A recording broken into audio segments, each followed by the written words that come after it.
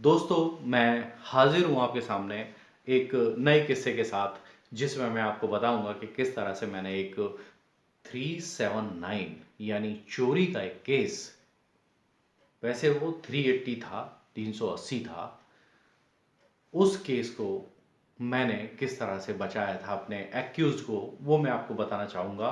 क्योंकि जब भी केस झूठा होता है ना, तो वो केस दिख जाता है कि वो झूठा है। हुआ यूं कि एक छोटा सा लड़का, जिसकी हाइट मुश्किल से 4 फीट होगी, 4 फीट से ज़्यादा लंबा नहीं था वो, 4 फीट का व्यक्ति, उसने पुलिस की नाक में दम कर रखा था। छोटी मोटी चोरी करना तो पुलिस वाले उसको कभी गिरफ्तार नहीं कर पाते थे। पुलिस ने एक जुगत लगाई, पुलिस ने एक फर्जी केस बनाया, और उस केस में पुलिस ने क्या किया कि अपने होमगार्ड कार्यालय में से एक सिलेंडर चोरी की रिपोर्ट लिखवाई।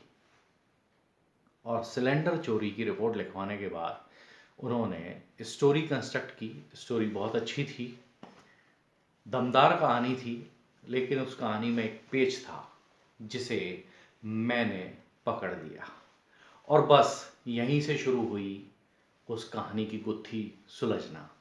क्या था कि पुलिस ने एक स्टोरी कंस्ट्रक्ट की कि हमने, यानी होमगार्ड के दो सिपाहियों ने, अब सिपाही तो कभी हॉस्टाइल होगा नहीं न्यायालय में जाके, तो सिपाही ने देखा कि एक 4 फुटिया लड़का, उसने हमारे होमगार्ड के किचन में से, यानी हमारे जो मैस है उसका किचन है, उस किचन में से सिलेंडर को उठाया और अपने कंधे पर रखा और भाग गया।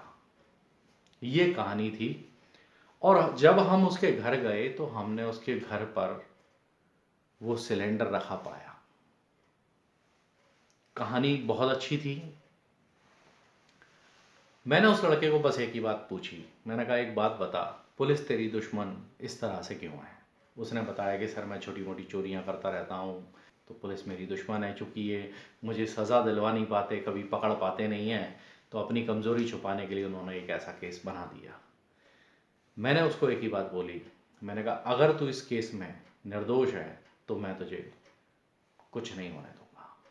उसने कहा, सर जैसे भी हो आप मुझे बचाइए, इस केस में मैंने कुछ नहीं किया और अब तो मैं सुधर गया हूँ और मैं चोरी भी नहीं करता हूँ, मैं कोई काम नहीं करता हूँ वैसा, लेकिन ये लोग मुझे सुधरने का मौका नहीं देना चाहते हैं। तो मैंने कहा, ठीक है, कोई बात नहीं है, वो उनका काम है, तुम अपना काम करो, तुम सुधर जाओ, बाकी हम देख लेंगे। अब कहानी में ट्विस्ट कहाँ था, जहाँ वो दोनों सिपाही बयान देने के लिए कोर्ट में आते हैं। मैंने उस पूरी फाइल को स्टडी किया। मैं उस होमगार्ड के ऑफिस में पहुंचा। उस ऑफिस का मैंने पूरी तरह से मुआयना किया, बाहर से उसको पूरा देखा कि कहाँ से ये लड़का भागा होगा। चूँकि वो स्टोरी काल्पनिक थी पूरी तरह से, तो उसकी कल्पनाओं में से मैं संभावनाएं ढूंढने की कोशिश कर रहा था कि कहाँ से मैं इसको बरी करा सकता हूँ। और मुझे वो संभावना दिखाई दे गई, 2 जगह से वो संभावना दिखाई दी। तो मैंने क्रॉस एग्जामिनेशन में बहुत ही शानदार क्वेश्चन किया जब्ती वाले गवाह से, जिसने, जो सीजर मेमो का गवाह होता है, मैंने उससे पूछा कि भाई मुझे एक बात बताओ कि जो सिलेंडर आता है वो किस कंपनी का आता है? उन्होंने बताया, भारत गैस का आता है।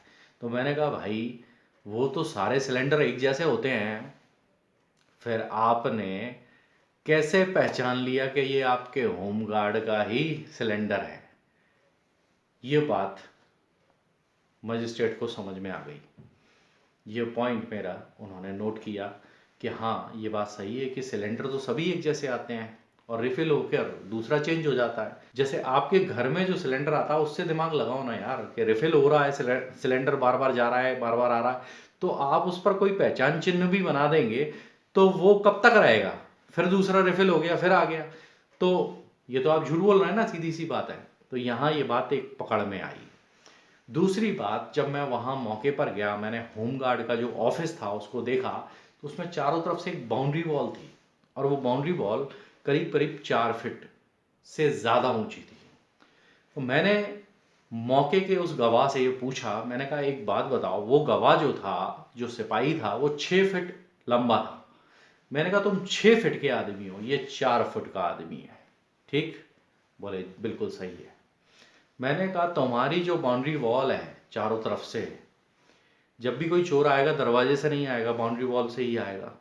तो मैंने कहा 4 फीट ऊंची बाउंड्री वॉल है। तो बोलता है नहीं नहीं साहब 4.5 फीट ऊंची है। मैंने कहा ठीक है, और अच्छी बात है, 4.5 फीट ऊंची है। तो मैंने कहा भाई 4 फुट का लड़का कंधे पर सिलेंडर रखेगा तो वो हो जाएगा 3.5 फीट का, और वो उस बाउंड्री वॉल को जंप करेगा तो तुम दौड़ करके उसको पकड़ नहीं सकते थे उस मौके पे जो तुमने उसको जाने दिया? क्यों? सिपाही के पास इस बात का कोई जवाब नहीं था। बाद में उसने ये रियलाइज किया क्रॉस एग्जामिनेशन में कि मैं वहां था ही नहीं, मेरा तो नाम लिख दिया गया। बस ये चीज मुझे फायदा दे गई। दोनों चीजों से मिलकर जब जजमेंट सामने आया तो उस जजमेंट में उसको बरी कर दिया गया, उसको एक्यूटल कर दिया गया।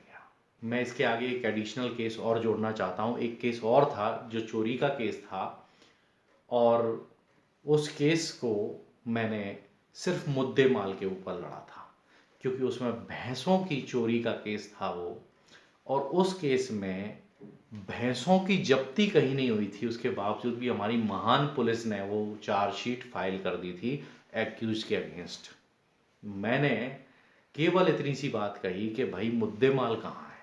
अगर भैंसों को पकड़ा होता तो सीजर मेमो में होती, और सीजर मेमो में होती तो कोई पहचान करके उनको ले गया होता न्यायालय से, लेकिन ऐसा कुछ नहीं हुआ। तो जब चोरी ही नहीं हुई तो सज़ा किस बात की? उसको भी न्यायालय ने बरी कर दिया। दोस्तों मिलेंगे अगले किसी ऐसे ही अनुभव के साथ, तब तक के लिए बाय बाय।